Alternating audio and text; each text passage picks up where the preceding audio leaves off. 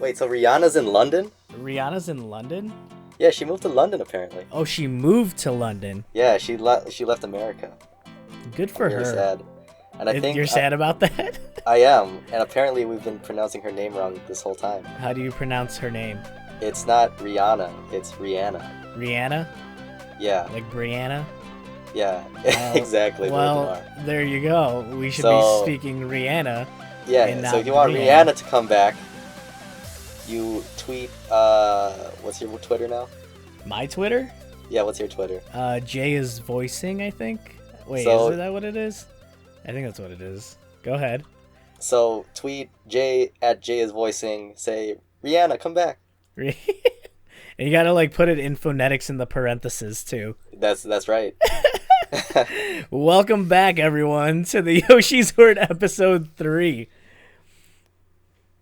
Hello. This one is titled Visitors from the Sky and Sea. And welcome. You're here with Jay and Neil. I am Jay. I am the DM of our homebrew campaign. Neil, go ahead. I am Neil, and I'm still trying to get this intro thing down right. If you guys are here and this is your first time being here, welcome. I recommend going back to episode 1 and episode 2 to understand what's going on, but at this point, I guess you don't have to, mainly because there's no huge plot points to be discussed at this point, and really, if you just want to listen to two guys nerd out about their own homebrew campaign, well, there you go. You're here. Enjoy it. Anything else that you'd like to say, Neil? No, that's about it. Unless you want to keep the Rihanna talk going. Oh, it'll be there. Okay, cool. All right, let's get ready to roll. Session 7. Session 7, The Locals and the Observers. We'll start with a morning recap on this one, where the Exterminators, which is the name of our current traveling party, head to the defense district in the city of Dorikuma. They visit Falion's mom, Farah, and try to remove the demonic necklace from Falion's neck, which he received a couple of sessions ago. So let's dive into this one, starting with meeting the locals. Neil, this is all you, man. I mean, you guys are the ones who decided to go to the defense district, and you did some shopping, you met some people. What you got for me? Oh, yeah. Just want to mention it was just like very heavy RP to start, because we were waiting for it to be a clear night sky again. But we went to... I have on my notes the junk district. That's one. Yeah, it's the junk district or the defense district. I think I'm personally starting to lose, like, I don't really like that I called it the junk district. I liked it because I thought it was very like downtrodden, like, because you had the residential district, and then you have obviously where the king and queen live. And I felt like the junk district. The junk district is where you have your commoners live. So I thought junk was a better title. If you said like defense district, fair. I would have thought. I know you said. I think you said there was a barracks there, but I think that would have been like the military section, like the military wing. Everyone was like a fighter here. So I thought that's fair. Yeah. So I thought junk district was nice. So we met. Let's start with Ree. And Recycle, sure. I believe we met him first. That's correct. Her. Yep. Her first. Sorry. Yep. Fine. Then we did not meet her first. We met Rurik. You did meet Rurik. Yes, because I'm like a he. It was a he, so it was Rurik. It was a he. Yep. And he's a schmelter. He schmelts things. That's correct. That was cool. I pictured Torbjorn. Yeah, basically. Small dwarvish man, goggles on the top of his head. Grease on his overalls and shirt. Yep. And he could like not permanently buff, but he could temp buff all our stuff. Because then I was asking if he could like enforce the tips of my trident, and he's like, yeah, for a little bit. But if you want a permanent increase, you'd go somewhere else. So I don't think. Oh, and by the way, the party for this session, it was just 3 of us. I think so. Yeah, because I believe our dear boy Darian couldn't make it. So it was just me, Novell, and Turtle Man himself, Genbu. Oh, that's right. Yeah, you're right. So just wanted to get that on notice. And then I don't think we got anything from Rurik. It was nice meeting him. But I think the main thing, at least for me, was afterwards we went next door and we went to see Recycle, because she takes junk and she makes cool stuff out of it. Like I forgot what you like described, but I don't know. In my head, I think something about like a blender or something out of like an umbrella. I don't know. A blender out of an umbrella? Yeah, repurposing anything just to turn it into something else. So that was really cool, and I asked for my war pick to be turned into a hook blade. That's right. A la Assassin's Creed style. So I was glad that she could do that for me. Yeah, I was glad too, because like, I think I had the idea down pat of just like, that's what it's going to be, but I don't know what you guys are going to do or how you're going to do it. And you immediately was like, I have this piece of junk. Can you recycle this into something else? All right, let's do it. Perfect. Yeah, I want to go crazy with it. I want to just take stuff and like make sculptures now. Do it. But now I'm torn because I know I went to Chewy for like my net and stuff. Now do I just have to go to Re? Well, Chewy is more of a tailor. She's not really. Oh, like. She won't be able to make tools for you. Okay, got it. Yeah, she's more. I mean, a net in the sense of kind of what she was doing. She was kind of reweave. Is that the correct word? Kind of just tailoring it. She wasn't really making it stronger. She made it stronger, but I think that was because she just used more like. Oh God, I can't even think of the word. Like more cotton. Yeah, reinforced tensile strength. Yeah, exactly. But yeah, I mean, depending on what you need, I'm sure they'll each tell you what you can and cannot do with it. Got it. I need to like. I'm gonna have like 7 different like shops to keep in mind, because like with my character, like I think we talked about it, like last podcast, but about customization. I really want my character just to, not just use the standard trident. I mean, I already customized my net and like I made a robe. I have the hook blade now. It's like it's just great just being able to just deviate from like the standard text and items in it. Yeah, that was the only locals that I recall from that district. Okay, I think that's all you met too. Yes. I'm trying to recall. I didn't put a lot of notes, and I'm kind of hoping you'll fit in the holes for me. The next thing I wanted to talk about was you visiting. I guess I should say the party visiting Farah. I don't even recall why you guys decided to do that in the first place. Ooh, that is a good question. I think because we were killing just time. Killing time? Yeah, we were just killing time. Okay, that's what I thought. Oh, and I know I wanted to drop off my robe because I think I was still wearing it at that point. Oh, that's probably what it was. Okay. That. That was like two sessions ago. Oh my goodness. Yes. I was like, what is right? I was fighting this fancy ass robe against demons. Now I'm like, okay, right. I don't want to get more blood on it. Yeah, because you guys, that's right, you guys went back. And we were playing the day before Mother's Day, and that's why you ended up purchasing the wiener berries for your mom. Because apparently Alfred said she really into the wiener berries. So how do you know, Alfred? What are you doing to my mom? I'm your mom's butler, duh. What doing what? I don't know. Working for her? That's funny. Yeah, I don't know. I don't know if you had any comments on that one. It was just kind of another scene that happened, and to your point, it was a very role play scene. So. Oh yeah, dude. Like I was just gonna mention that this whole beginning part of the session was just heavy RP to start, which I enjoyed. Yeah. But in this instance, I know that we were just talking about how the town's going.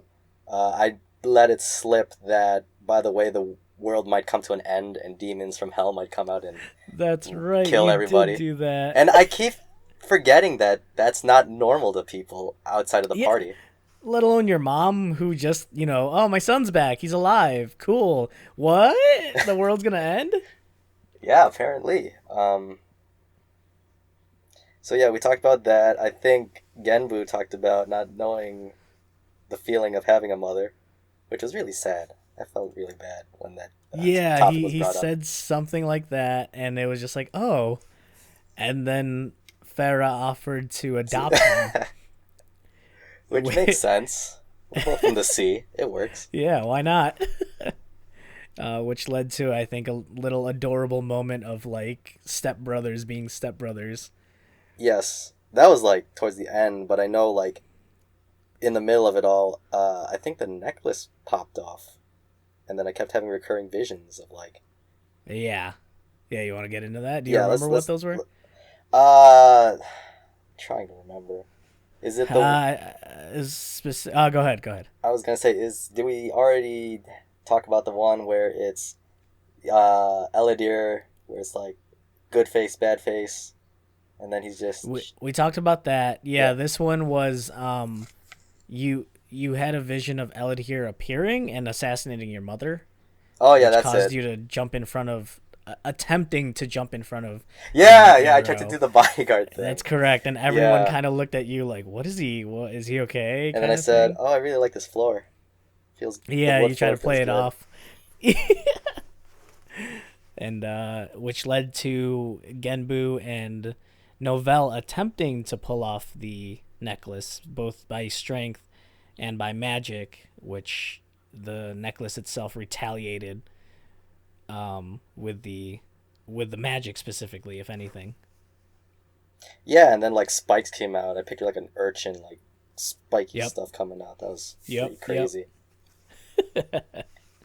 And I think that led you guys to go to Floriana's, right? Yeah, that was the trip afterwards. Gotcha. Okay. And then the what you were referencing, the stepbrother moment ensued where I had Genbu jump on my back, and I totally forgot he was a 275-pound turtle. Right. You guys almost broke the floor, and Alfred was like, "Get out." Or more politely, "Please don't do that. Please no horseplay in the house." Because I have to be the one to fix it. But we're friends now. We're brothers. You guys are like giant children playing in the house. Pretty much. And I like that fact that Brian, I think we all wrote down all these details, but the fact that he like looked through his character sheet, yeah, I'm 275 pounds. I'm like, wow, that's actually a factor. Even though this isn't like a battle or like a check of any kind, is like, he jumped on my back. Oh yeah, he has that detail of that weight. Right. Hey, and we can always get more specific.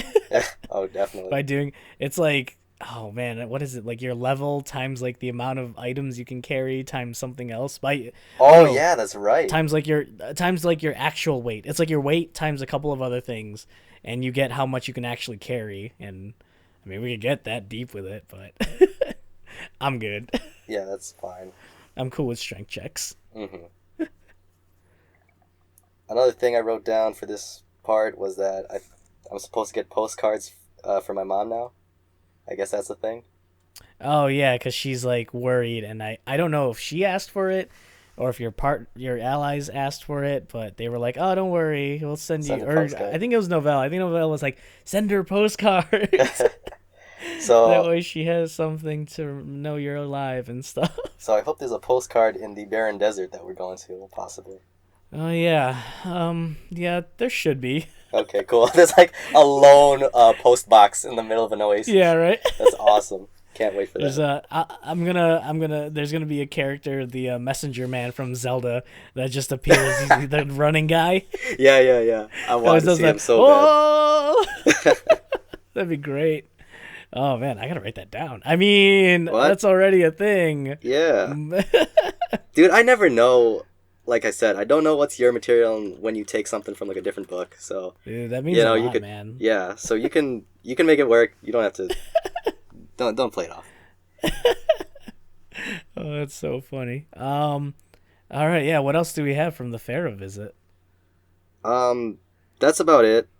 Wiener edible arrangement, or Wienerberry edible arrangement, and then like you said, we then went on to Floriana Part 2 to get this thing off me.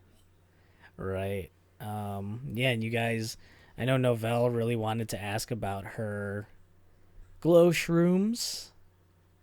She wanted to make a lamp for those who couldn't see in the dark, pretty much, that always stayed on. At this point, you guys are kind of learning that Floriana is essentially an artificer. I'm not really gluing that down, like, to be specific to the class build, but she can put magic into items as needed. Oh, enchanting them. Yeah, enchantments pretty much. yeah, so Novelle gets her blueprint and brings it to Floriana, has that small discussion. Um, I'm taking a look at my notes here. Someone asks about a dagger. Oh, she brings up the dagger. Yes, the The demon dagger red that dagger. that can absorb demons. And then you chime in. Valiant chimes in about wanting the necklace off. So let me summarize what happens then, and then we could definitely talk about that. Okay. Pretty much, Novelle and Floriana, with some magical powers, are able to go into Phalian's psyche, basically. Like Inception And style.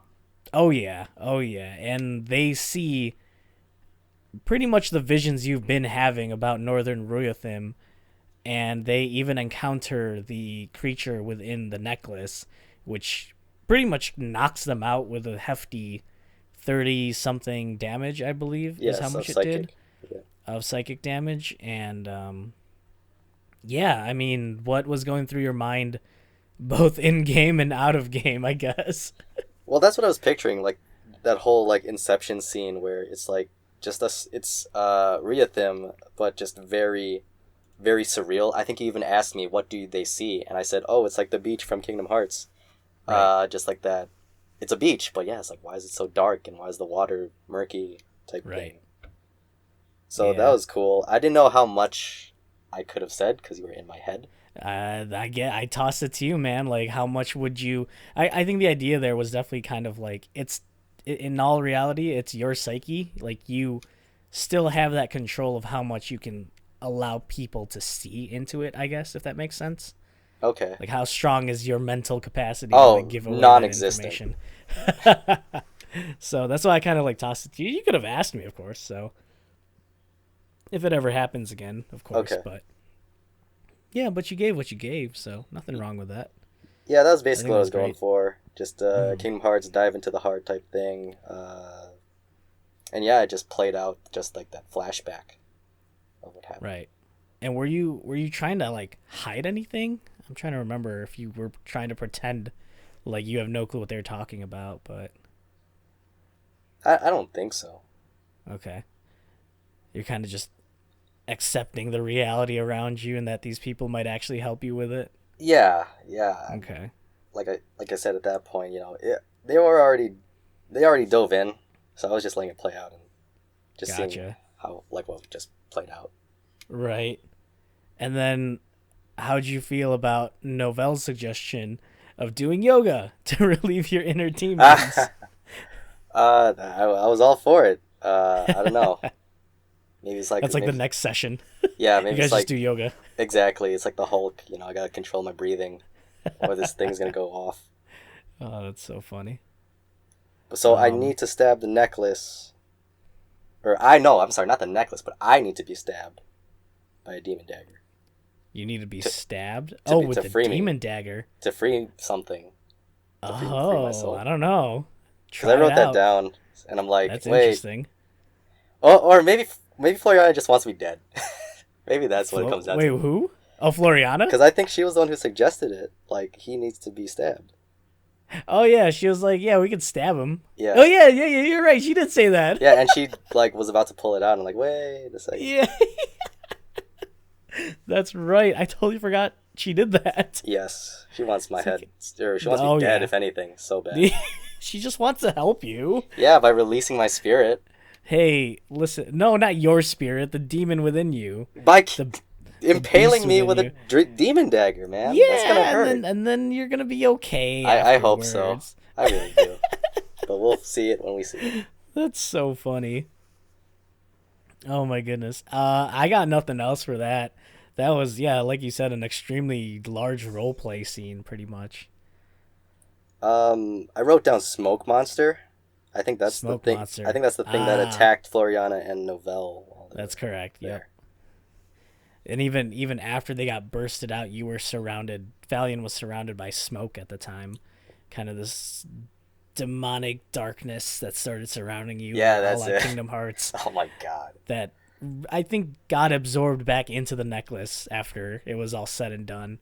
Kind of like, very honestly, accidentally going the Kingdom Hearts route of like, are you gonna fall into darkness, or will you be able to see the light? I don't know. We'll find out. It's so funny. 10 sessions from now. 10 sessions from now. That's such a long time. No, not in our world. That's like each session's been about a day, so that's a week. Yeah. Oh gosh. Yeah, and then after the necklace shenanigans, as I put it, you guys decided to take a rest, I think, to kind of like kill the last remaining of your time to head into evening. For nighttime. Yep. You guys wanted to go into the good old ship, the spaceship as you knew it at that point. But I don't want to jump ahead if you still have more. Sorry. The only thing that I want to mention, this was at the very beginning of the session, and I wrote this down because this was like very like role play and very like funny to me. It's like the whole intro where we're trying to put books away at the library. Oh, that's right. Yeah, and that was a whole ordeal where Genbu slams a book and freaking almost destroys it, and I'm too dumb to understand the filing system. And I think I crumple some or bend some pages too, and I feel so bad.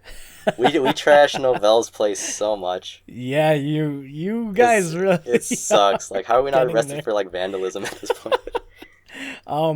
No, that's actually, thank you for bringing that up. I am loving that. And maybe so far it's been Chris, but well, no, you and kind of Darren have been kind of doing it too, where you guys are kind of making your own game within the game at this point, where you know it's like let's do a thing, and then if anything, Chris is like, she suggests like, oh, make it into a game, right? So like now it's like, okay, sure, let's roll dice to see how well you guys put these books away. Books. Yeah, instead of just explaining, you put the books away. Sure, that's fine with me if you guys are okay with that. And it makes it more fun. It gives you guys kind of the chance to not be in full control. I mean, none of us are in full control at that point. You let the dice decide what happens, and it makes for a really good a really good story of like what you were saying. Genbu rolled low, and that caused him to basically just. I don't even think he was putting books away. He just kept throwing books. Yeah, that's it. He was treating it as an attack. I'm going to attack this bookshelf with these books. Yes, exactly. I believe Novelle rolled extremely high, or at least very well enough that, let alone she did have advantage. It's her library. Yes. So she was pushing which I think it's called an elephant ladder, those rolling ladders. The ones that are on like hooked onto it, right? With the wheels at the bottom, and you just slide it. Yeah, well, they might not be. It might just be the generic name for elephant ladders. Just a little tidbit that someone will correct me on. It's called elephant ladders because they're high enough to reach the top of an elephant, so you can ride them. I think. Oh, cool. So, and I guess that's the same one used in libraries because they're really tall.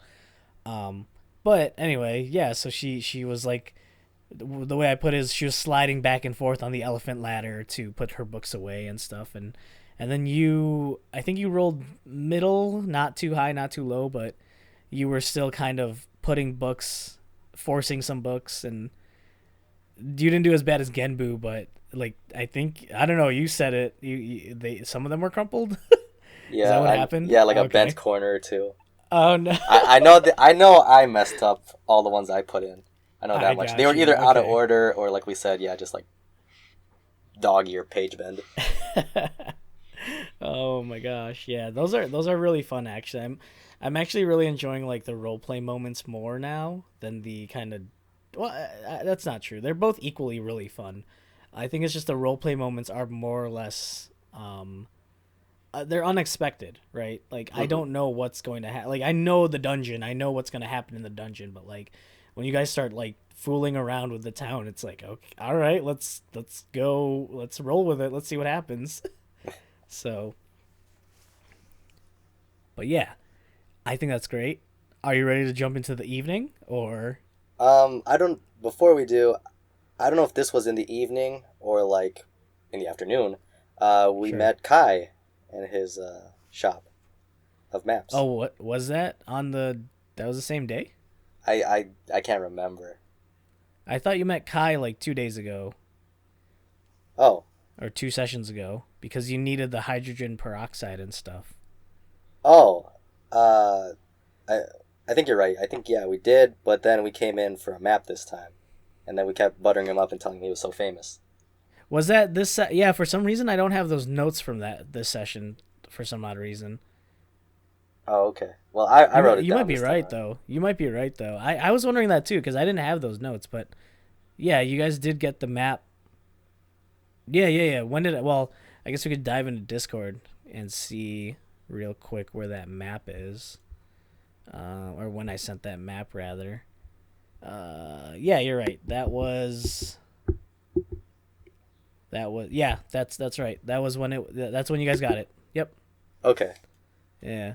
Yeah, I just wanted to bring up those two facts. The fact that Kai now thinks he's like the shit of general store owners, and then just the map, man. It was like when you revealed that to us, I was like, damn, that looks really cool. And you drew that using a certain program. Yeah. Shout out to Wonder Draft.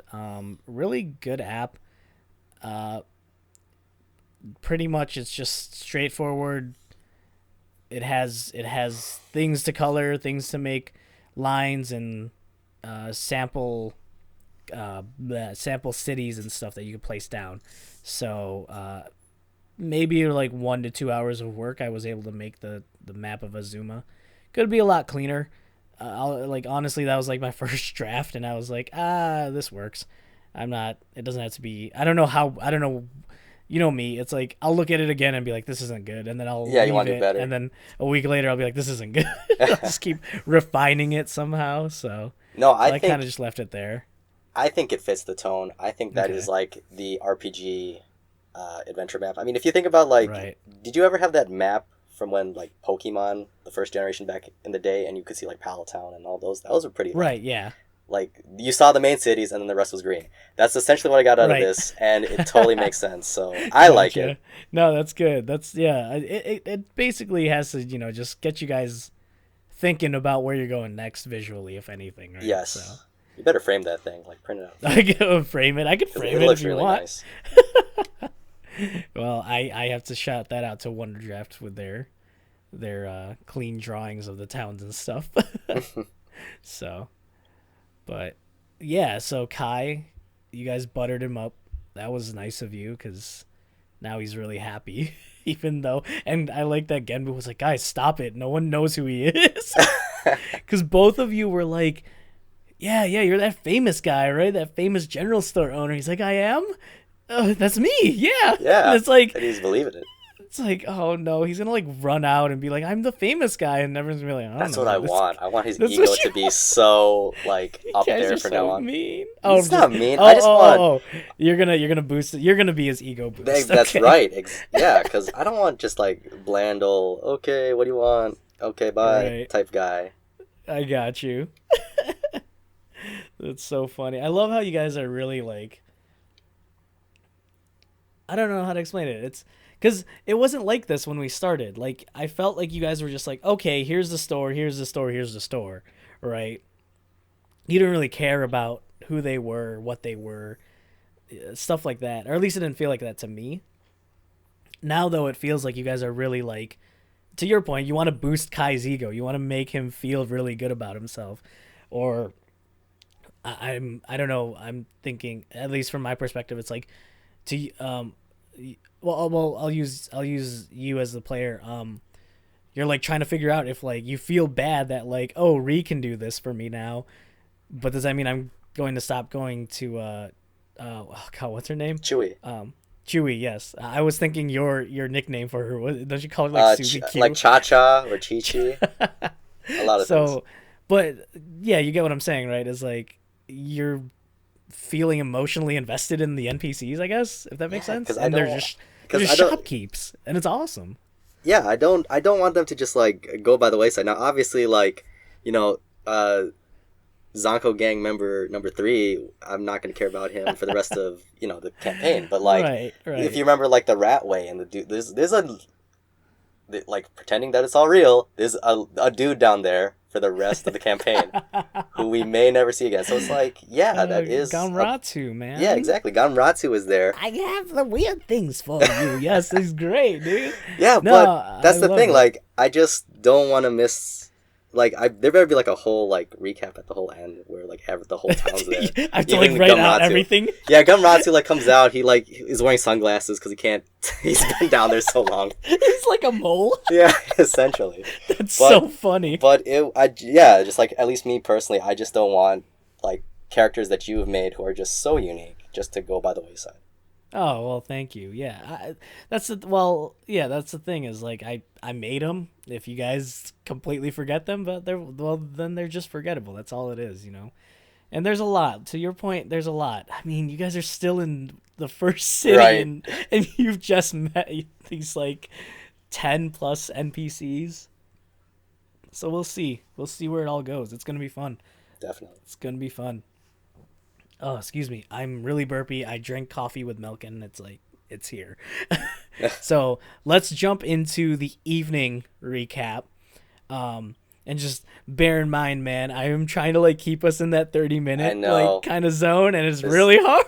There's so much. So sorry, guys, if you're listening. And you're like, Jay's really like pushing the sport. I'm like, yeah, I'm trying to, not because I don't want to hear Neil's opinions. It's just trying to keep it in a small kind of territory here, and we try our best, and I don't know if it's going to work, but we'll see. So we'll dive into the evening where the exterminators head back to the space dungeon. On your way there, you guys run into Promise, also known as the Devil of the Sea, and you learn a bit more about the owners of the dungeon, known as the Starspawn. So I'll let you take over, Neil. All I have is pretty much Promise and then the Starspawn trials, but if you have more notes, you go for it. So what I remember is Promise, as usual, just I don't want to say warps in, but he makes those like water portals, yeah. Which is really cool. He comes in, and I keep forgetting that like none of the other party has really met Promise in terms of like these characters in these campaigns. So like Genbu got to meet Promise, Novell got to meet Promise, and he was doing his old spiel, and I was like, this guy's got my, you know, he owns Valiant at this point. So I don't know. I don't know who owns Valiant at this point. A lot of people gotten into so much shenanigans. Pretty much. So he's just mentioning everything. He's reprimanding me for doing so many devil deals and all that. I also wrote down info on the map that we have. I think he points something out to us. Did he? I don't remember. If he did, I don't recall it, other than maybe pointing out the sea. Like, that's where he goes. Okay. But I didn't make any notes about that. Okay. But I do remember there's like a really cool, funny one-liner moment where he disappears, and then he comes back, he says something, and then he disappears again. I forgot what that was. I think he was talking with Novell. If you remember that. I don't. I remember the scene where he did it, though, where he... Yeah. Oh my gosh, I don't remember, dude. Because that was really funny. I guess apparently not funny enough for me to remember it, but it was just very like Promise. It's character wise. I remember where he pushed Genbu into the water, into the portal. Yeah, and it came out the other side. Yeah. And he was just like, "Oh, it's just wet. It's just gross." And then he pushed Genbu into one, or he put one under Genbu, and then he put one above you guys, and Genbu came out of it wet. Yeah, that's. He was like, "See." Wet. It's just, it's it gets cold sometimes. But was he drunk again at that time? I don't remember. I don't think he was. He's always drunk. I think to me he's always. But yeah, I think maybe that's probably one of the things he did, because I think Novell was just inquiring about the portals and something. I'm like filling in holes now, but I think she was inquiring because that's kind of who she is, and then it led into like Promise kind of explaining what they were and how it works, and like it's kind of gross sometimes. It's not as cool as it seems or something. So I think that's what he did. If that, I don't know, he did it a couple times, so I don't remember. Yeah, but I get you. And that's all I got from him. I know he's gonna make more appearances down the road. He's a good boy. He's the Devil of the Sea. Yes, he is. But he hasn't murdered you guys yet, so what? Oh god. Okay. And so after that small little I don't know what I'm even calling those scenes with you anymore. It's just me messing with you in reality. Just using Promise as my tool of like, haha, let's have fun. You guys head back to the ship, And I think Novell, this is the first time Novell came with you? Yep. Is that right? So Yeah, she's kind of looking around and stuff? Yeah, and we were kind of like explaining, yeah, this is the ship, the metal. She sees the metal, the monitors for the first time, just like we did last session. Yeah, and she's taking a buttload of notes. And then you guys head into the Mana Storm room again, where they kind of accept you two and then kind of look at Novell. And I think you guys convince them, or at least intimidate them in a way that they're like, oh, all right, she's cool. It's cool. Go on through. Yeah. It would have been not nice to fight them again, but I mean, like, just for like Novell to experience what those things were and how they like just move and have their own gravitational field. That would have been a cool experience for her. Just attack them. But we don't want to, because we have the worm guy to just take piss him on. Off. Oh my gosh. Yep. Yeah. You guys go in the next room and you find a robed creature sitting at an altar, pretty much, who has worms essentially coming out of him. Like worm hands. Well, it's it's a mass of worms, but it like moves like a human, right? Yes. Yep. Okay. Yeah. And for those who, and this is a wizard's monster. So for those who know the Star Spawn, that's what we were using. The Star Seer, rather. Star Seer Spawn, I believe. Yes, Star Spawn is what I wrote down. And you guys had a discussion with it really quickly. Just asking what it was, what's going on. And he explained to you, it explained to you that it's just learning. It's there to learn. It's a trial. You're in a trial. That's all this is. And when you guys kind of walk in, he summons it. I keep saying it summons a Star Seer Hulk, which falls from the ceiling. I don't remember who said what do we do, but its response was just survive. So there was no other option than to fight it. So what's your take on the fight? What do you remember from that? Or if you have notes from that? The giant was really good. I think somebody made the comment that, because how you described it, it was big, but no skin, but you could see like the sinew of the muscles and like the flesh. Right. Like, was it clear or was it just skinless? The way that the book described it, I think it was like translucent. Yeah, I almost bit my mouth. Translucent. So it was kind of more of a... It had skin, but the skin's translucent, if that makes sense. So yeah, you can see through it and you can see the internals. Right, yeah. Okay. So which I don't remember who said it, but yeah, it's essentially an attack on Titan, I think. Yes, and I made the comment, it was like the body exhibit in the New York Museum. That's right, yeah, that too. Yeah, just like all muscle and eyes. Yep. Ooh. Yeah, you're fighting a giant hulking creature that looks like that, so. Yep. So, yeah, other than being a giant, I don't remember too much. I do remember that the Star Spawn had, like, a cool attack where, like, I think the ceiling opened up. And then an orange, like, shooting orb came out. I may have accidentally said that flavor text, but he did throw his orb at you. It threw its orb around at you, at your face and stuff. Okay.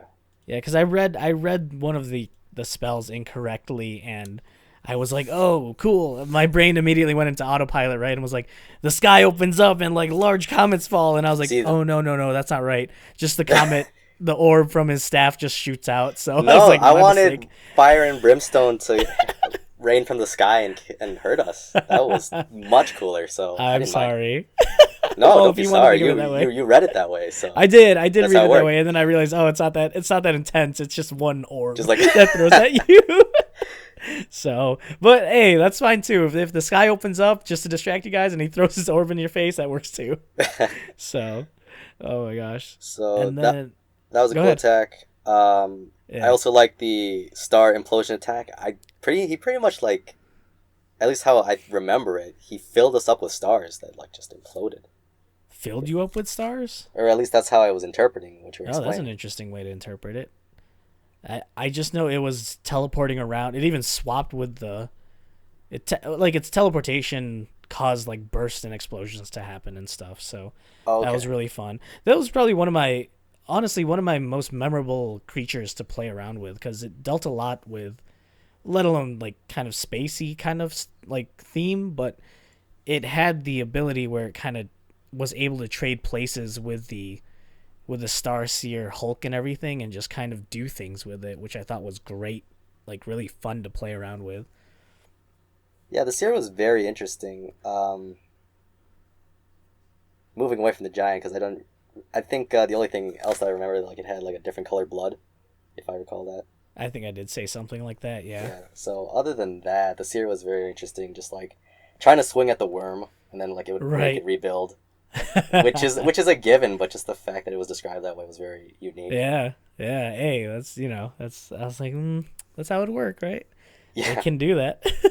Oh, and then I just want to, dude. Every time you get into the character so much, and it gets me into the character so much, like you were like wiggling your arms like you were doing Zumba. It was great. Oh, was I really? Yeah, like it was like subtle, but you were just like waving a bit, and I'm like, dude, it's Worm Guy. I don't even notice that. Wait, when I'm watching my screen, I'll comment on more instances, but yeah, you did that a little bit. Wow. Okay. But it was the Worm Guy. Constitute this, like he had a Constitution attack, I think. Ooh, I don't recall it. I don't have the books on me, so I can't pull it up. But you're probably right. It's probably some sort of Constitution. That's probably when it did the teleportation thing, and then you had to like burst. It bursted some attack around you. You probably had to do a Constitution check or something. Oh, all right. Yeah, I don't recall off the top of my head, but yeah. So. So yeah, other than that, the fight was very cosmic, very wormy, and then I think something explodes into stars, and then it rains gold. I know that much.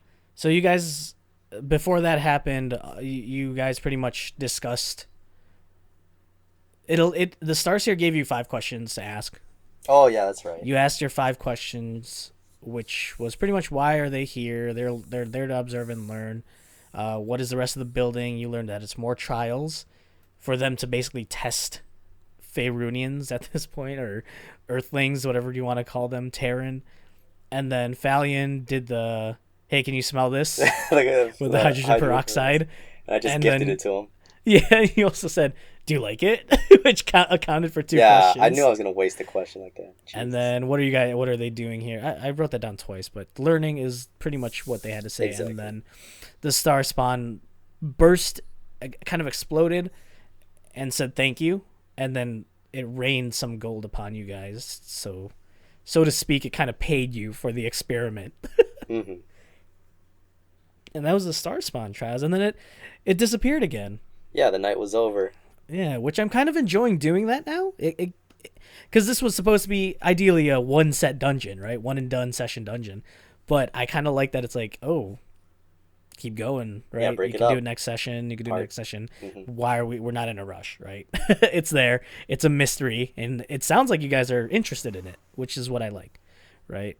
It's not definitely. Just, and I guess to your point, it's like, oh, it's there. You want to finish it. But I feel like that's like just the feeling of like, oh, let's finish it because it's a dungeon. But now it's kind of becoming this mysterious like thing to unfold. Yeah, the tower to climb and see what's at the top. Yeah. Hope you don't send us to outer space. Can't breathe out there, man. Ooh. You got anything else on that tidbit? No, that's it. That was a fun night. That was pretty much ending the session at that point.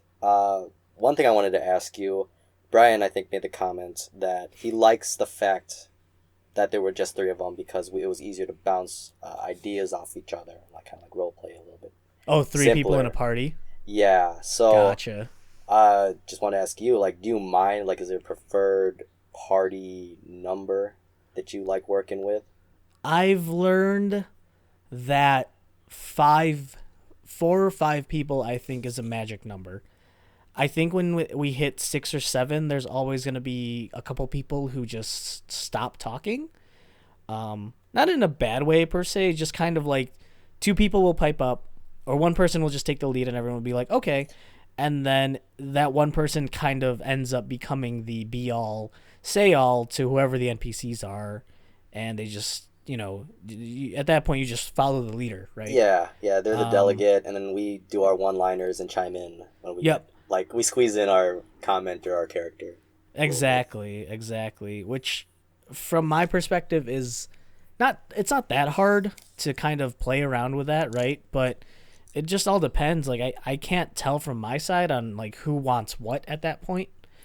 Like if someone really wants something, I'm sure they'll chime in, but I just let things happen. It's really between you guys, right? Yeah. To decide what you want to do and where you want to go and how you want to handle things. And if you can't do that, well, you can't do that. I can't force you to. I can force you to, but I don't want to be that DM. So 6 and 7 isn't terrible. It's just what I'm noticing is that kind of happens where it'll be one or two people who are really the people who are leading, and the rest kind of just follow along. I believe 4 or 5 is a magic number. 4 is enough where I think there's enough discussion. Or I should say 4 and below. 4 and below, there's enough that there is discussion, and you guys seem to know, you kind of all want to agree on what you're going to do instead of just following one person. Or even, and we'll get to session 8, but session 8, you guys kind of split off and do your own thing. Or like Novell and we were like, no, we're going to sit out this one.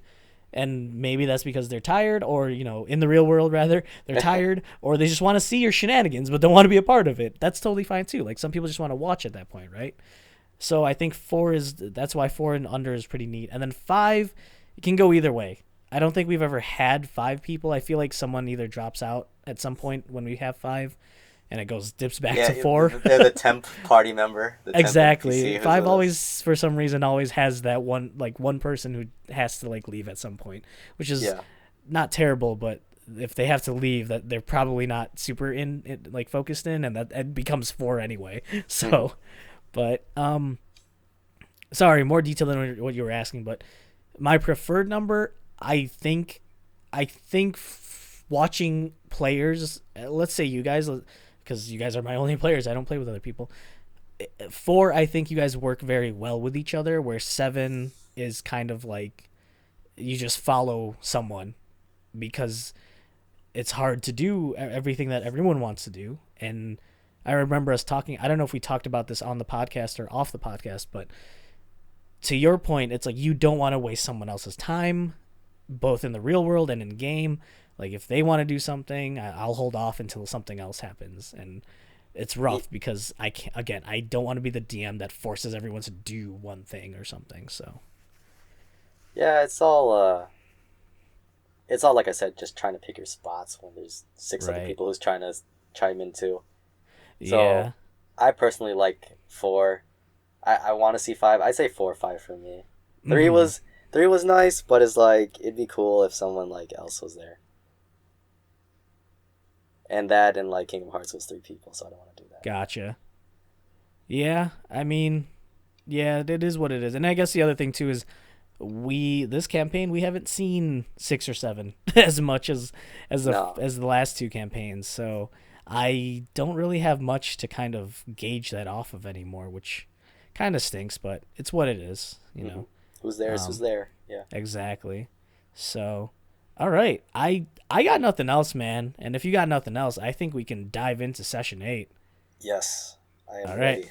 Let's do it. Session 8. Oh boy, oh boy. Save Bertram, free Willie. So first I wanted to start this off with shout out to Kobold Press and their Book of Layers, because this session basically uses up the Pirate's Cove for most of it. You may have not noticed it, Neil, but yes, this was definitely not of my design.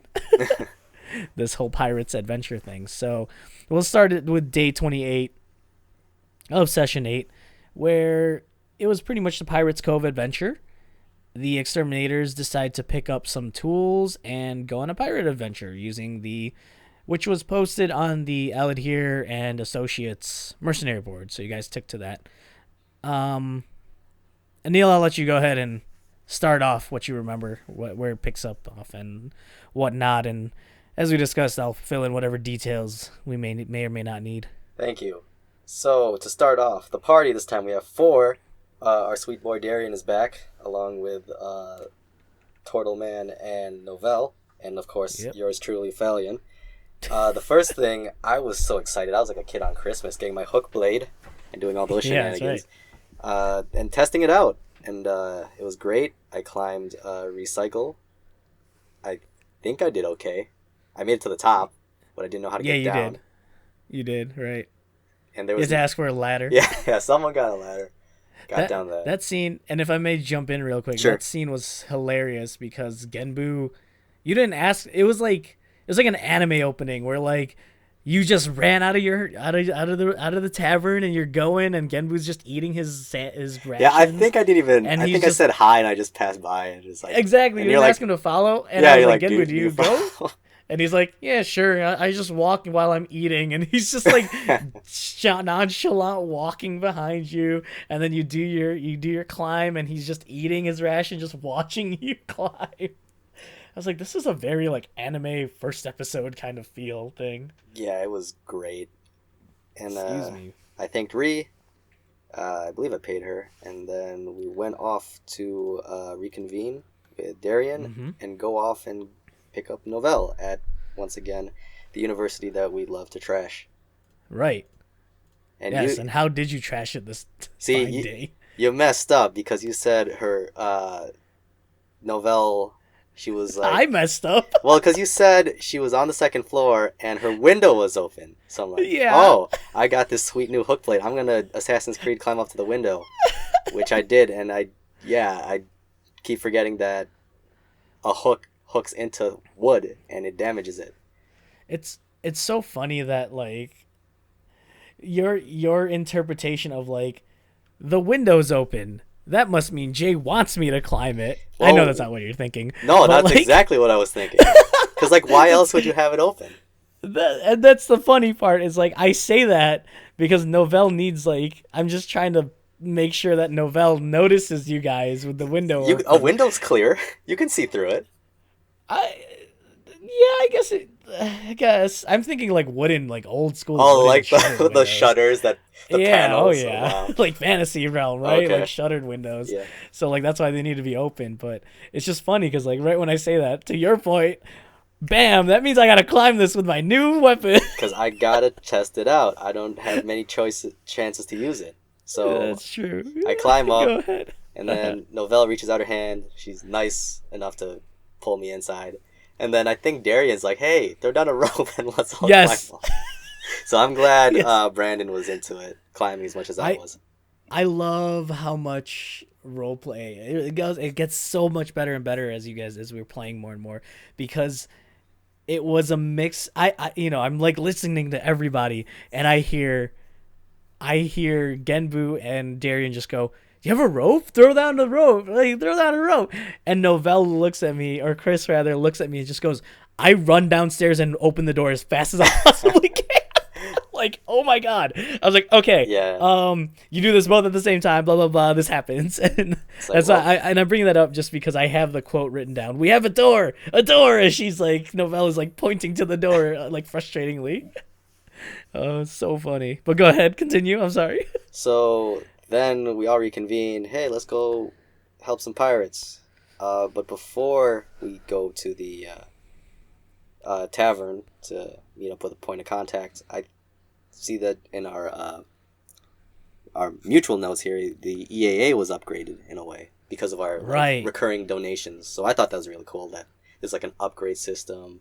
Not so much the whole town, I mean, because that's just the story at that point, but like just the fact that us chipping in every now and then, and I forgot what the upgrade was because I stay at the tavern, so I didn't really care. Yeah, pretty much the food is better, the tables are much nicer, the chairs are much nicer, and you guys were seeing kind of not exactly big mattresses, but like comfy enough beds rather than the cots that they had originally. So yes, that's it. It's getting the accommodations are becoming much better at this point.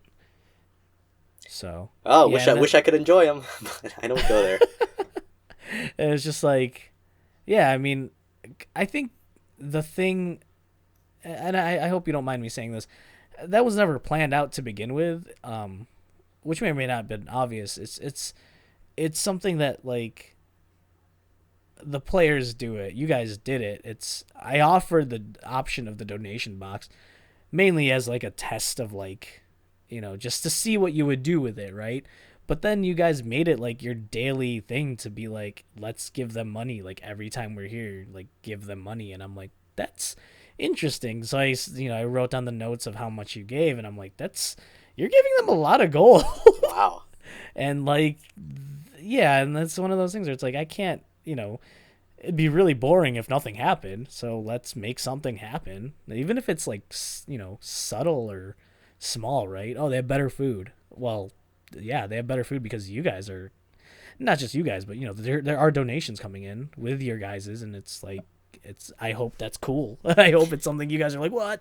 Yeah, totally. Things we do matters kind of thing. I know, right? and yeah, they all matter, but I wasn't expecting money matters to be a factor in this campaign. Like, do good, definitely, but donations, I didn't think that would happen, so that's pretty cool. Right. Hey, man, yeah, reoccurring thing, right? I'm doing my best to keep this world alive. Yes, you are. So, but anyway, yeah, that EAA is being upgraded, which is, I think that's a beautiful thing.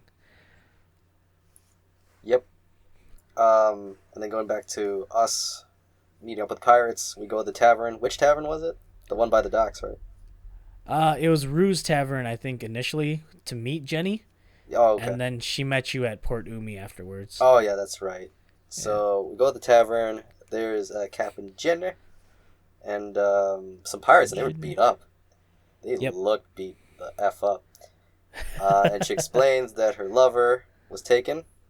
That's right. Yeah. That's Bertrand. I thought you were saying Bertram with an M. I think I accidentally said Bertram. Yeah, I did. Okay. But it is Bertrand. Bertrand with an N. Gotcha.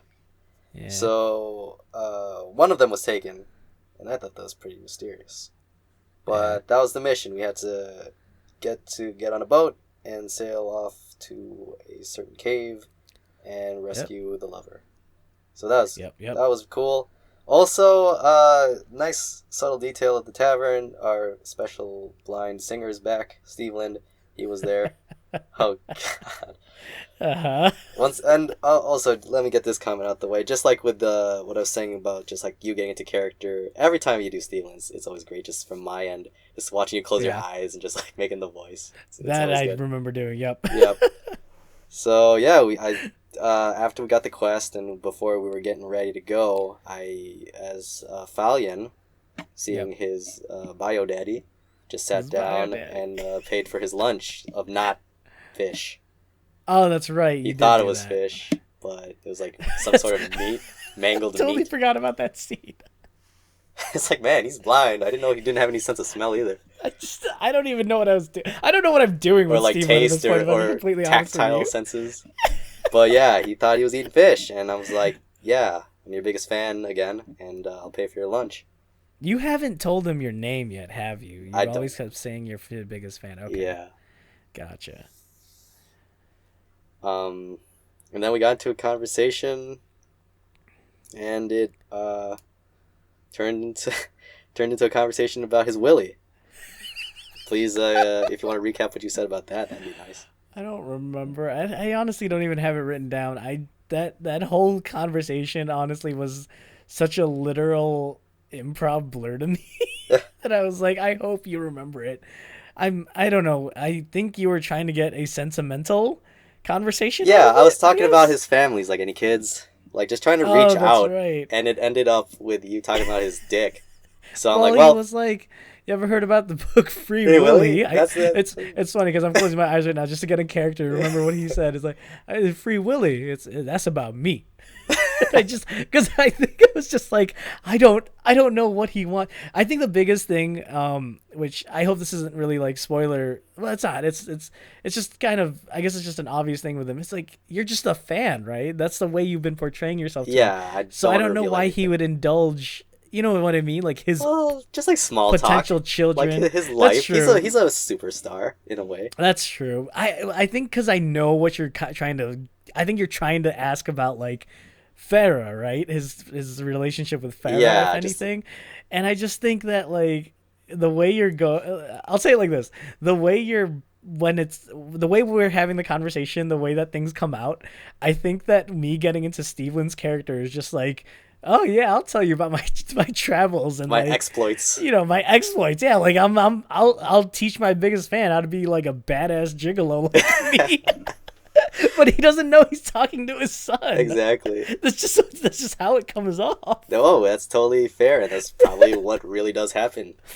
I felt I haven't had a chance to talk to you about it. I felt so bad when you, because I couldn't tell if this was Neil or Falion when you walked away and you're just like, well, that wasn't anything sentimental. Yeah, because like, was just like, what? And you're like, he just talked about his that's all he did. I was just trying to bond. And yes, I get it. I haven't revealed that I'm Falion, and he does. I don't know.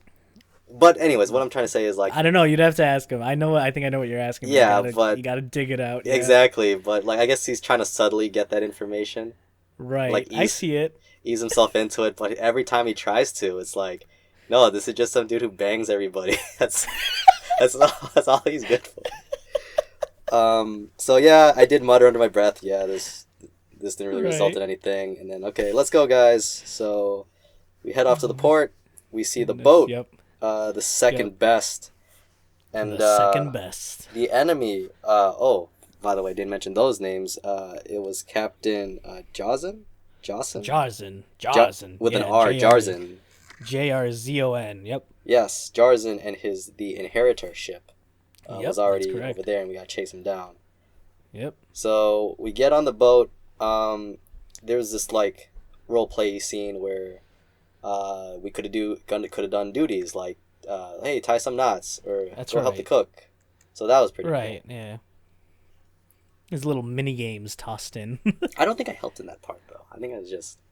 I don't think you did. Did you do? There's a cooking thing, I think, and then there was a tying the knots and ropes for the sails thing that I made up.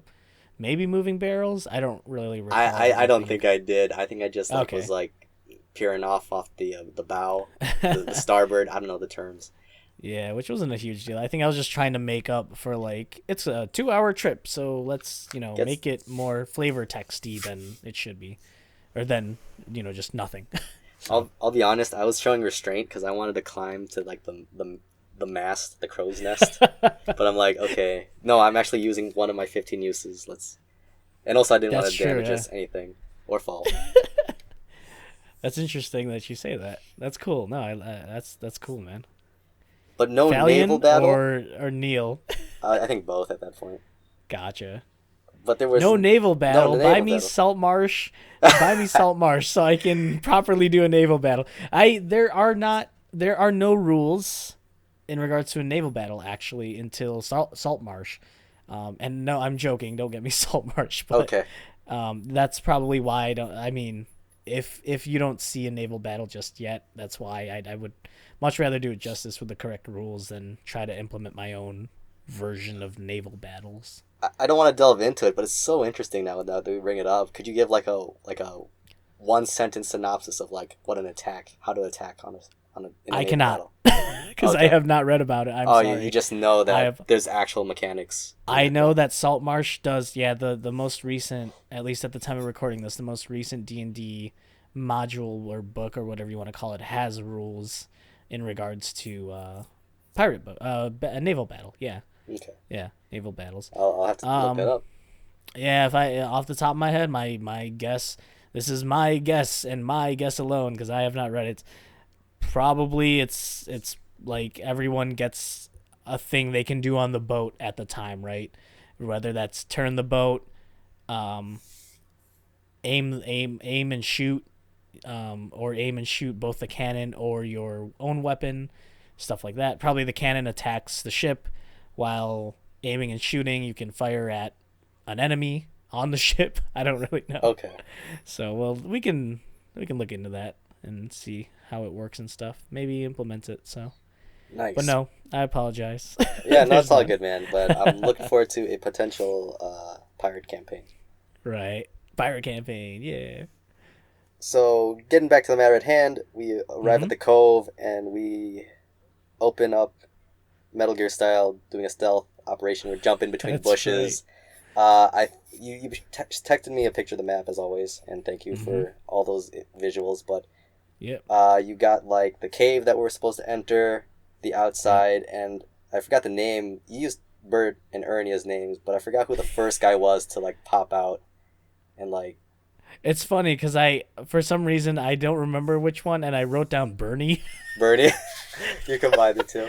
Yeah, that works. It was probably Ernie that came out first, I think, because I believe I remember the second guy that was about to go. It was like, Bert, don't get eaten by whatever out there.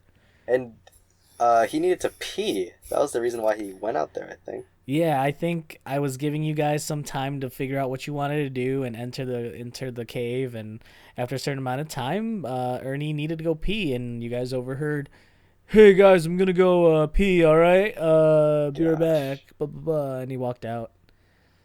And so go ahead. We all hid in the bushes. Jenny's with us. We're all in the bushes except for Turtle Man Genbu. He was playing it pretty cool. Very innovative of Brian to turn into a rock. Yeah, I was not expecting that. That was great. And that rock got pissed on. Yes, it did. And all of a sudden, you guys became the advocates of the devil of the sea. That's right. That's right. And man, Brian was the leader in all that. I don't know. Was beautifully done. Oh my goodness. It was. And he was like getting into just like being that like gruff, like ominous, like you said, a devil of the sea. Like he said, like, this is the devil of the sea's prized rock. And he intimidated the shit out of Bernie. Yeah. It was great. That was so good. But then, did we knock him out at that point, or did more guys come? Can't remember. I think you threw your net, which you hit. Yes. And you guys were so busy debating on what to do that Jenny just knocked him out. And then you guys continued trying to debate on what to do, and Bert, I guess, was like, "Oh no, it is Bert. Bert was the first guy to come out, and then Ernie was the second guy to come out." Okay. So Ernie was like, "Yo, Bert's been gone. Like, did he get eaten or something out there?" And they're like, "Let's go check." So Ernie came outside, and oh man, what happened? You guys took Bert. You dragged him into the bushes, and Genbu was like, "I want to take a piece of his shirt and put it in my mouth." And so, freaking Brian is so genius. Genbu starts acting like a giant ass turtle, which I was like, okay, that's clever. But I was like, well, stupid pirates are stupid. So when Bert comes out, when Ernie comes out, he's like, "Hey boys, giant turtle, we got soup." Yeah. So they surrounded him, and then I think an initiative just started. Like, you guys had to fight. Right. Because they were just going to kill this giant turtle. And one last comment regarding Brian's, like, just awesome taking over that scene and just taking charge of it. Like, he's like, now it's the devil of the sea's prized turtle. So that was just so cool. That's right. So funny. And then battle starts. Yep. And then, I don't know if it was, like, audio issues or me just not understanding what you were saying, but you kept saying like the enemies, and then you kept saying the stone, like, "Oh, do you want to move towards the stone?" And I'm like there's a stone in front of the entrance of the cave. It's like, the stone. Yeah, so I'm like, okay, fine, I'll go towards the stone, and then the stone is an actual man. That's right. So, I think I was. Okay, maybe you didn't. Well, you probably didn't get it until I said, "Did you taste what the?" Can you smell what the stone is cooking? Yes, I basically was just trying to make the rock. You made Dwayne the Stone Johnson, so that was cool. So it went from a wall to like the Scorpion King in like 2 seconds. So that was a really cool fight.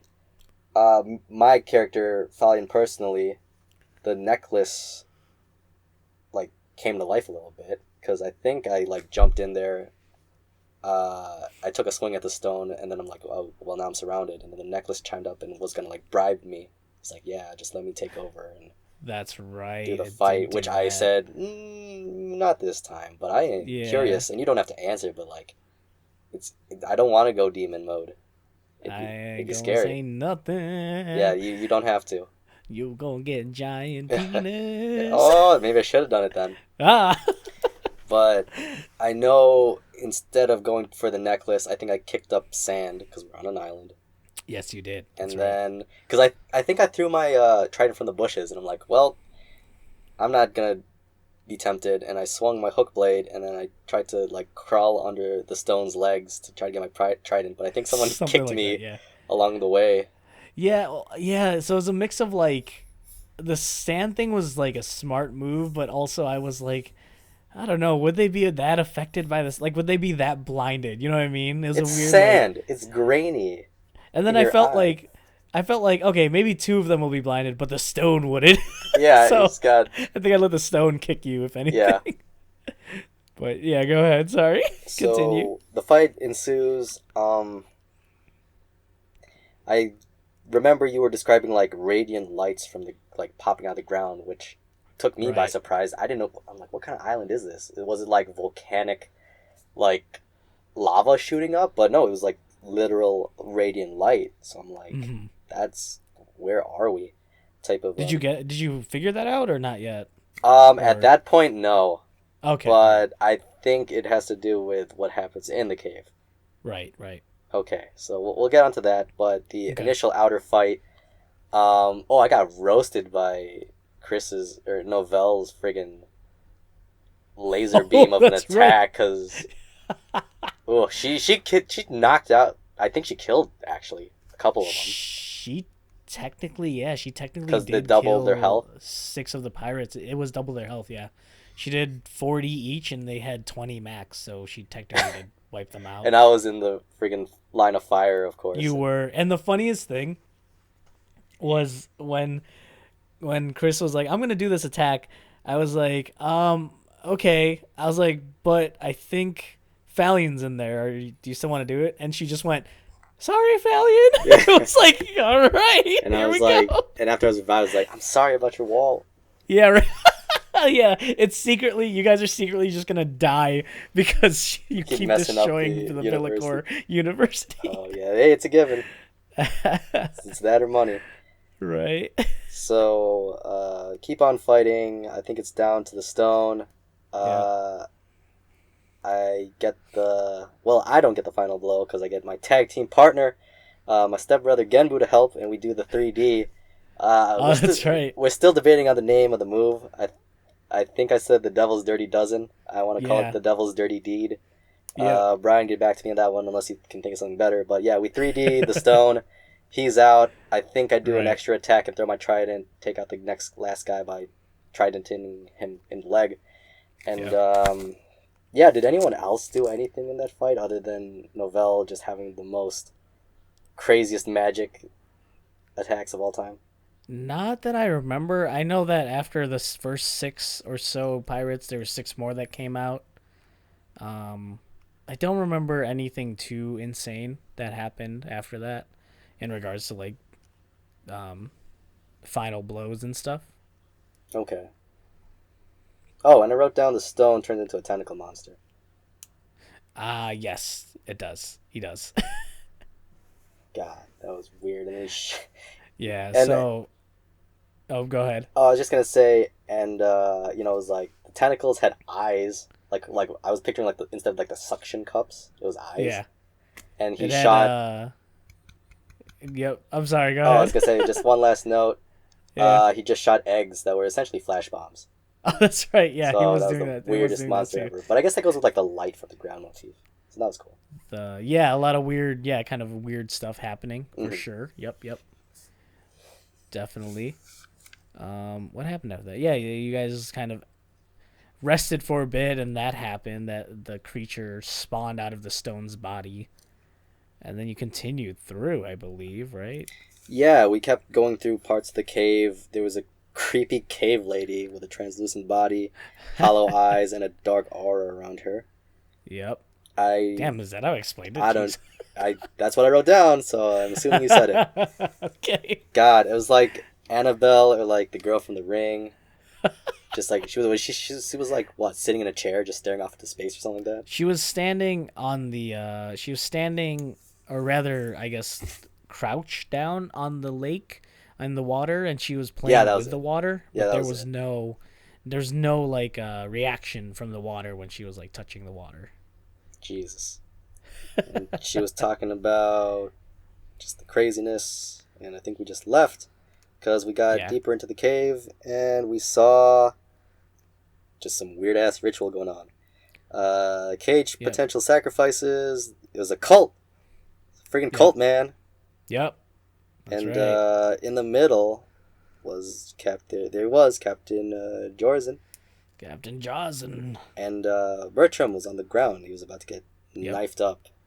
Bertrand. That map was probably one of the most insane maps. That was another fun map to run because, and sorry for cutting in again. That's fine. But just so people have like that visual, it's like I put like 5 minis in the water because there was a representation of dead bodies in the water already. I was gonna mention that. I was like, man, this is like a friggin' cult. Well, it is a cult, but it's like, God, it's like one of those American ones where they... Right.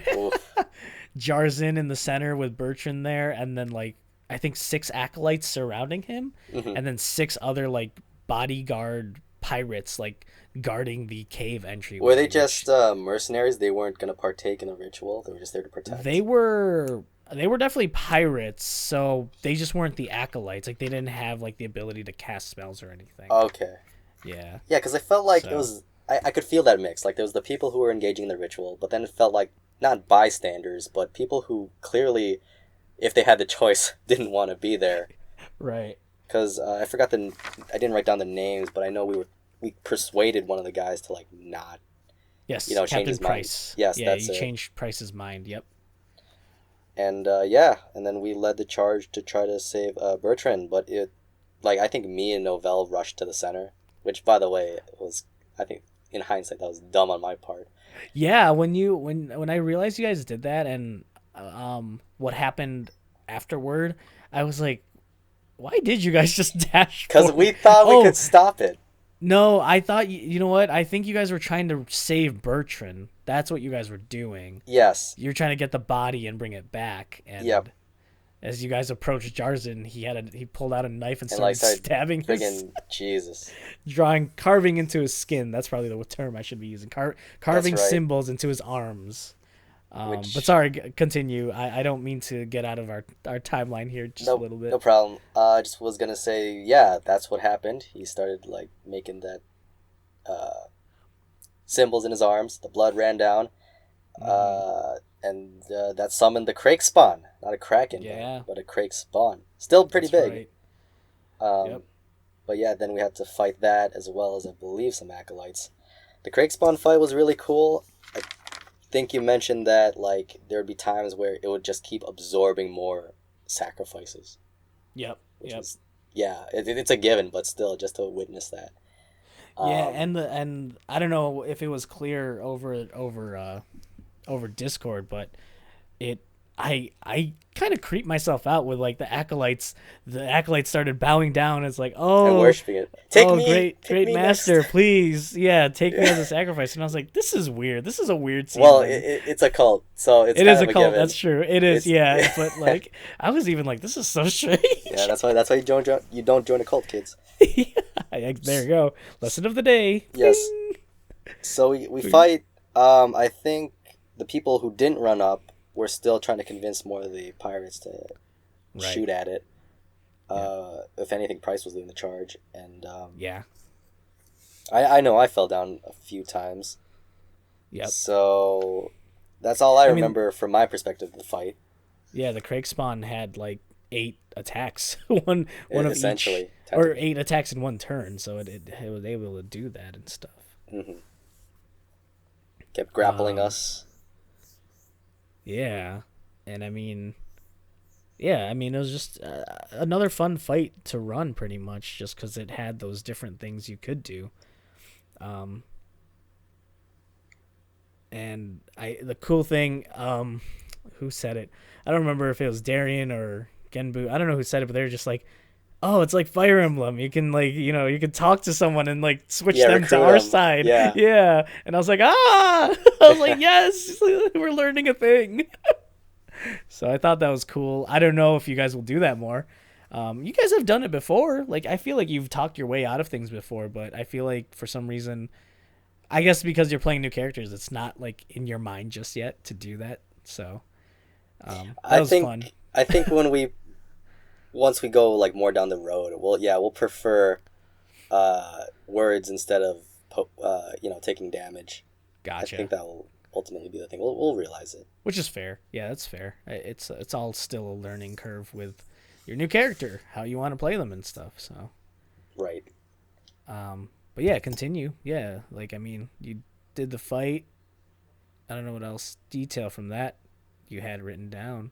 I didn't really have anything else. Okay. I don't even barely remember how we took down the Crake spawn, because I think I was down when whoever shot him up. I think it was Darian. Could be wrong. It might have been, yeah. But yeah, the fight was over. Got revived, and we managed to save Bertrand, and him and Jenny reunited. Right. Price took over the Inheritor, offered you guys the treasures from the Inheritor, which I don't know how you felt about that. I was like, I wonder how you guys feel about this, because this pirate is giving you their gold, their booty, really. But I don't know, maybe I made it clear where she was like, yeah, we did some crazy shit to like get this. So yeah, I sold a few people. I don't know. Right. So it's like our lives. Yeah, I was having that feeling like, yeah, this is like blood money at some point. This is but they all pirates are pirates. Right. No, yeah. There's no rules in the sea. No, not at all. I think you made a reference to Promise, because like he was quoting, well, a friend of mine said something about booty. I can't say the line right. It doesn't matter what kind of booty. Something. I like, I'm here to collect the booty, and also that booty, if you know what I'm saying. Yeah.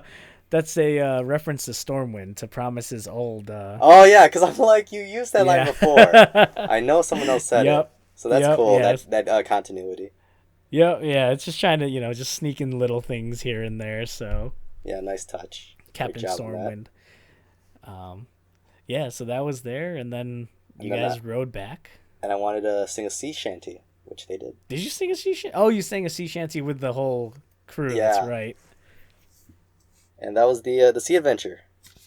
Yep. On to the next part.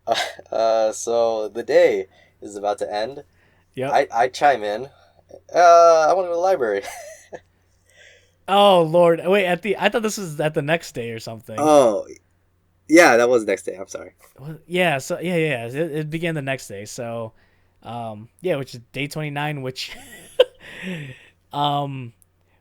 which is I'll ask after this, but it was basically another roleplay moment after our break, and you and Darian essentially are like, let's find the Free Willy book, because it's about my dad. More shenanigans, because I must know my origin. And by the way, so when you just refuse to ask. Well, because I gotta be subtle about it. I can't reveal. It's so funny. But I was gonna say, like, when we took the break and then you texted me, yeah, we're gonna do a little bit more for to wrap it up in roleplay. I'm like, okay, maybe we're just gonna like sleep, say hi to one person, and then end it in like 10 minutes. No, this was a whole another ordeal, because we go to the library. We're looking for the book. We're asking Novelle if she knows anything of the book, and she doesn't want to have any part with it. She refuses to help you. No, not at all. Can I talk about that real quick? Yes, please do. I love how Chris is getting into Novelle's character with like, it's not just Novelle being Novelle. It's more or less because of what you idiots are doing to her beloved university. We just want a book, man. She refuses to help you. We just want a your book. Shenanigans. It's like, oh my god, this character, due to everyone's actions, there are consequences even between your own allies. It's insane, and it's awesome to watch from afar. Hey, I have property too, and. So she has the right to break your property? Is that what you're saying? Yes, exactly. But then you can't use my ships. That's so funny. But yeah, we get to the library. I think initially, Novelle even told like the helpers, like the assistants at the library, not to help us either. Right. But I think Darian cornered someone down. We asked about the book, and then he checked the records for us. Oh my gosh, yes, and he intimidated them nonetheless. Leave the librarians alone, you bullies. We really wanted this book, but he tells us that the book's been checked out. No, of course it is. Well, when's it going to be returned? Whoever has it keeps renewing. So we want to shake him down. Who has the information? Oh my god. Because we want to talk with the person who has the book. Uh-huh. I think I even chimed in. I don't know if this was now or later. But then I said, like, well, fine, we'll go to the source. We'll go, who's the author of the book? And then you said he was dead. So I wanted to know who practiced necromancy. Right. And I think you said necromancy was banned or something. Well, it's just not a common practice in the land of Dorakuma. So the librarian freaked out a little bit when he said that. So instead of necromancy, we did the next best thing. I pretended to have a heart attack so Darian could look in the logbook. Which did fucking work. Because he failed. Yeah, he wasn't too sly about it. And the librarian caught him and went, teacher! It's like, he opened the door. And Novell knows it's us, but we still don't want to get caught. So we break a window and jump out. Oh, shoot. I bumped my bike. Oh, yes, no, you guys, no, it's fine. You guys jump out the window. Which is hilarious to me because you could have done about a million other things and your immediate reaction was we gotta book it. Novell was coming up the stairs. We didn't want her to see us even though she knew it was us. We broke a window. And when we got outside, Genbu was there and he was being the white knight and I think he grabbed Darian. I just was like, okay man, you got us. Yep. So we say we're sorry. We're like rubbing our arms like little kids at that point, and I pay, I think, to replace the window.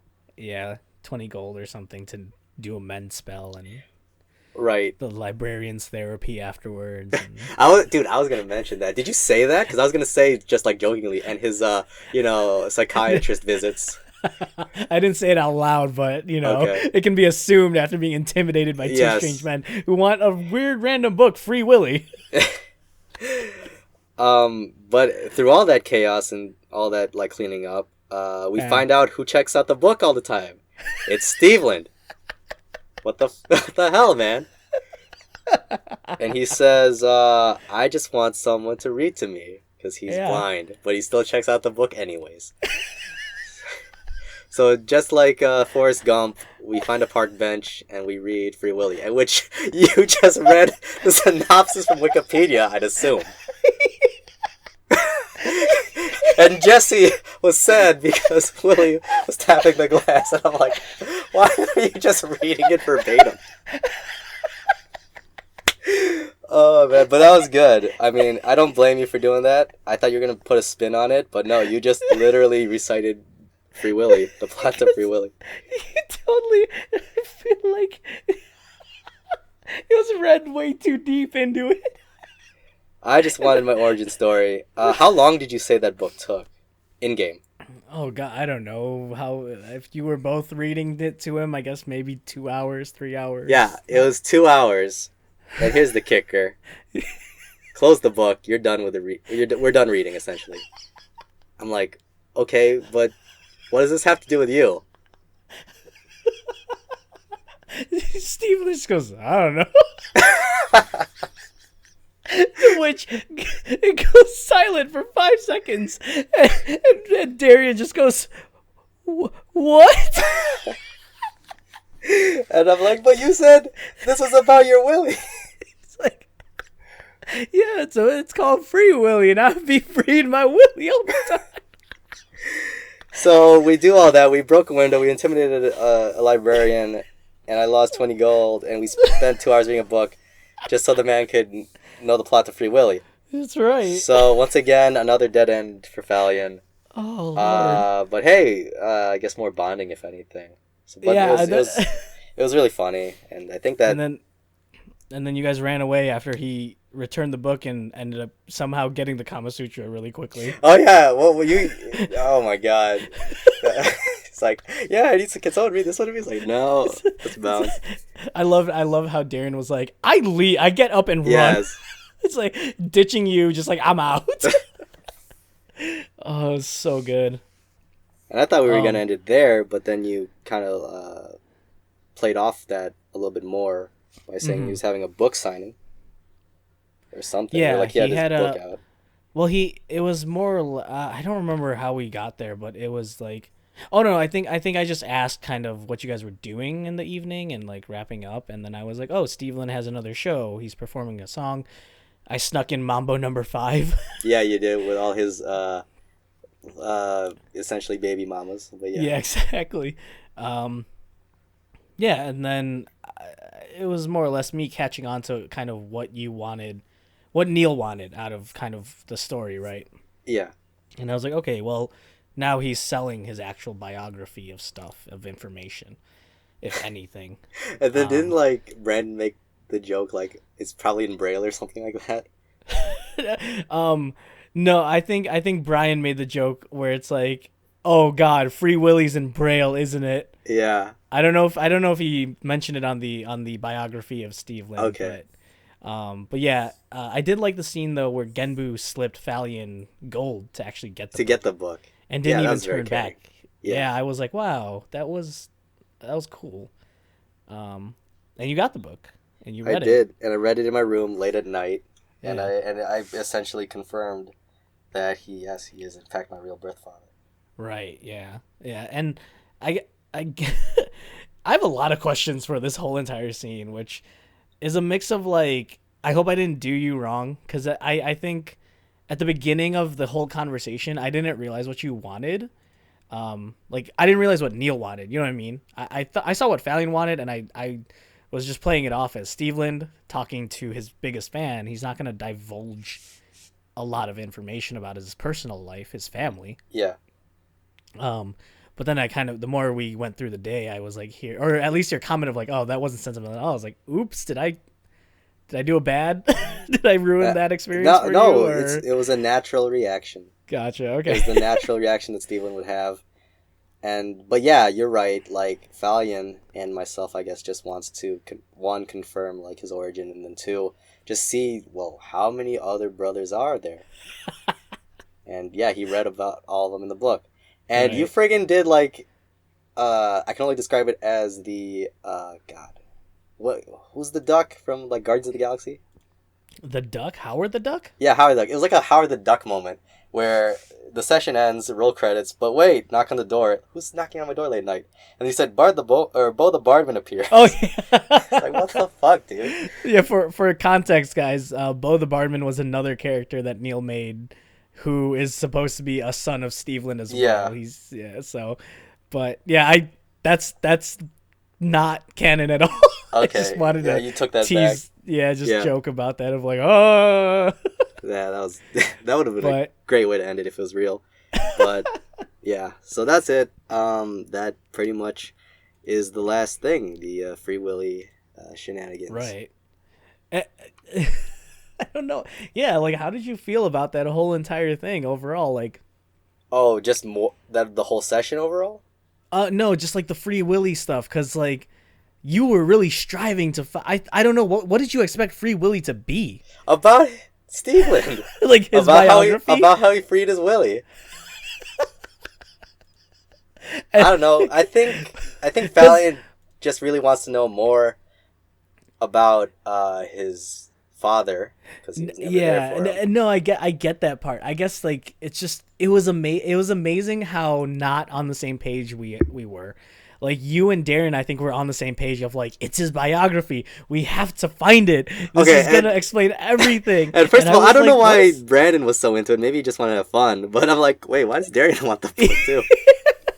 I think he just wanted to help his buddy, man. I thought so, that's why I love this. That's why I was loving it so much. And then I was like, midway through your guys' shenanigans, I'm like, oh my god, they think it's really about him, and I'm gonna pull up the freaking Free Willy Wikipedia and read the synopsis of the movie. Like, that's what it's gonna be. It's not. It's not that. But I guess to wrap it all up in a nice little bow, like, did you like the fact that at the end of it all, I still gave you the payoff, right? The biography still was there. You know what I mean? I appreciate it. Did you have to do it? No, because then that's just more opportunities for me to just interact with Steve Lind and make more shenanigans. Like, not even shenanigans, but just like to talk to him, to him and be like, hey, what have you gone through?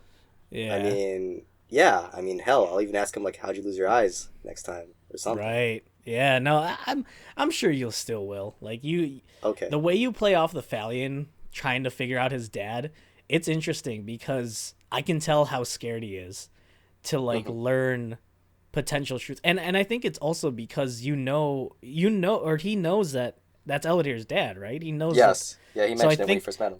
yeah, I think the fear is there of like it's a weird I can still like I can kind of hear it in your character and how you play him is like he's scared to learn whether or not these people are good or bad, and now you have more people to care about because you've been living your life with so much, I don't know, anger, I don't know if it's the correct word, or I just would like say so. Yeah. everyone has been your enemy, and to start finding your mom, your dad, a brother, like what the hell is going on? Your world I is being know twisted upside it's down. It's scary. very multiple brothers, to be honest, too, now, That's because he right. knows. But yeah, just like, yeah, just more implications, more to think about before Yeah, decisions are made. and that's why I love playing with you too, man. Because like when also like you're saying, I get in character. When you get into character, I can feel it. I can see him. Like Valiant is, I can see he's scared. You know, he's got the tough exterior, but like he's like scared to learn all this truth Hmm. all at once. So and it's really exciting to watch, and I guess kind of just to play with of like, yeah, here's this and that, and interpreting it completely incorrectly because you want to know the truth. That's I fair. do. That's Yeah. completely fair. It's awesome. Um, but yeah, that's how we ended our session 8. I got nothing else. I was excuse me, very curious about that whole entire thing because I felt like I kind of did you dirty. Like I led you down the wrong No, path by no, accident. like I said, and it's expected. In fact, just like the comedy of Right. wait, this has nothing to do with him. I was fine with just that because I got a good laugh, I and got like you. I said, Okay. you know, it's more opportunities to talk with him more. Yep. So Yep. it was all good. I'm glad. I'm glad to hear that then, for sure.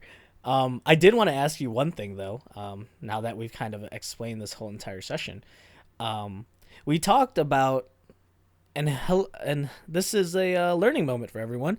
We talked about kind of we play our first piece of this game for about 4 hours, right? 4 hours or so, and we take a kind of a dinner break. Yes. And now I'm kind of realizing like maybe we should just do role play stuff. Like, don't run a dungeon.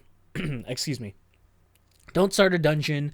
Don't start a fight. Just role play something. Do something that you guys want to do in regards to like purchasing stuff, you know, experimenting on stuff, stuff like that. And I personally think that works out better because I think we did that both sessions pretty much. Where well, kind of, well, excuse me.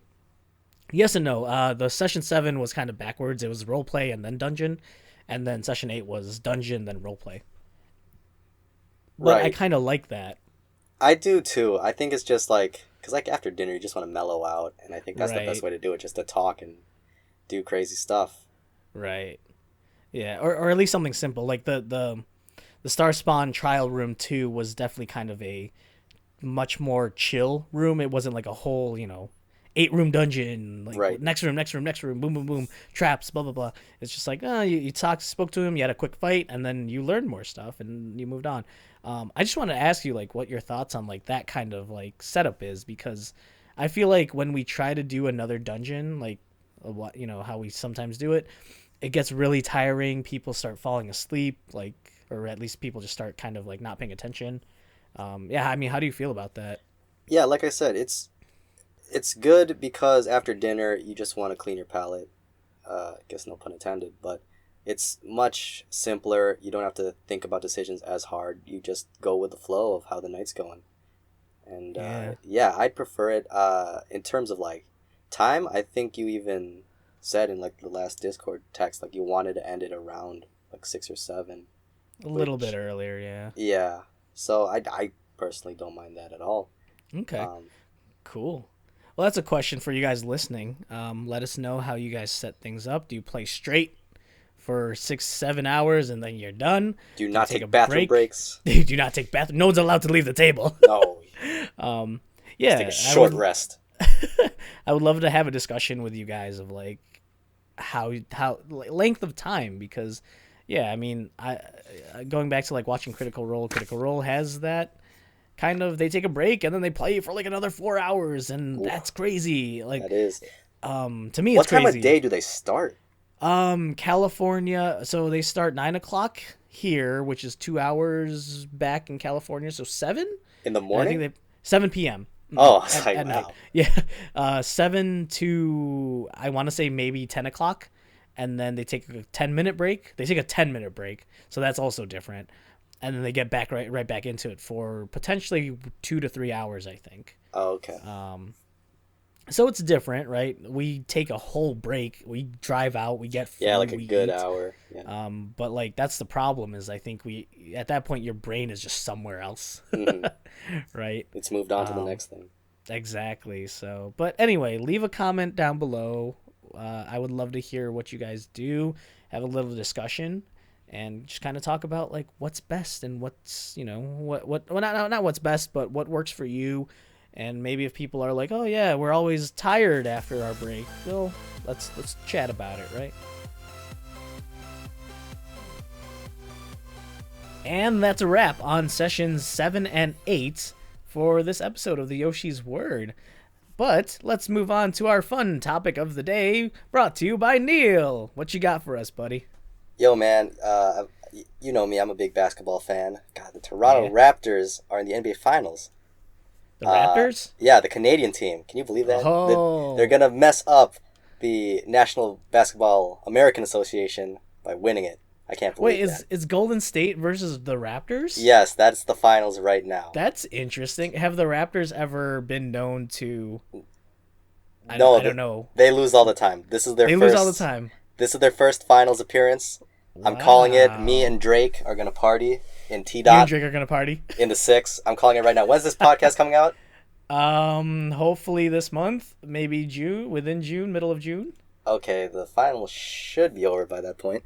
Okay. So, I want to just say congratulations to the Toronto Raptors for taking out the... Golden State. Oh, this was a great series for 2019, and I'm so glad that my boy Drake did all of his stupid sideline antics. Have you seen him? Like, there's, like, clips of him, like, rubbing the, Nick Nurse, he's the Toronto Raptors coach. Like, he's giving, like, shoulder rubs, and he's, like, talking shit to all the players. Drake the artist? Yeah, the rapper. Yeah, Aubrey my goodness. Graham from Degrassi. And he's a Raptors fan? Yeah, because he's a Canadian, so... Oh, wow, okay. Yeah. That's hilarious. Yeah, that's so awesome. that was, like, the story of this whole playoffs, just him being so annoying. But, hey, Drake, you're a good guy. To whoever wins... Congratulations. That's really neat. Good for you, Toronto fans. I'm sure you're really excited to see them in the finals. How do you feel? I feel like every time I hear about the Golden State Warriors, some people just want them to not win. Oh yeah, they're the what's a good comparison? They're like the Patriots of this like decade. It's like they always win. Let's get someone else in there. Gotcha. Okay. Wow. That'd be kind of. Is that like an upset for the Raptors to kind of like take them out? Oh yeah, because like what we've been saying, 1, they haven't gotten this far before, and 2, they're Canadian. So well, the players are. I'm thinking it. The Canadians are taking us over. Yeah, they're gonna talk so much shit about. They are. Yeah, but they deserve it. That's hilarious. Well, let us know who you guys are rooting for, and if this comes out afterwards, tell us your reactions and how that went. But as usual, be good and kind to each other, and be nice, and enjoy your D&D games, enjoy your basketball watching, and we'll see you guys later. Call me on my cell phone, late night when you need my love. Rihanna, call me tonight. Oh no, wait, I'm sorry that we had to fight. What? I don't know. Alright, let's end it.